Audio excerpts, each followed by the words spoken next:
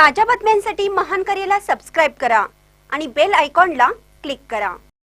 मराठा आरक्षणावर सरकारने सकारात्मक निर्णय घ्यावा, आमदार प्रकाश सोळंके। मराठा आरक्षणासाठी मराठा आंदोलक मनोज जरांगे पाटील हे मुंबई येथील आझाद मैदानावर आमरण उपोषणास बसले आहेत। आज आमदार प्रकाश सोळंके यांनी आंदोलनस्थळी भेट घेत पाठिंबा दिला। यावेळी त्यांनी आरक्षणावर सरकारने सकारात्मक निर्णय घ्यावा अशी प्रतिक्रिया दिली आहे। पाहूया ते काय म्हणतात। संघर्षात त्यांच्या हाकेवरती त्यांनी आव्हान दिल्यानंतर एवढा सर्व समाज जमतो, नक्कीच म्हणजे या विषयामध्ये यश येणार आहे। एवढा जोर इकडे नका दाखवू।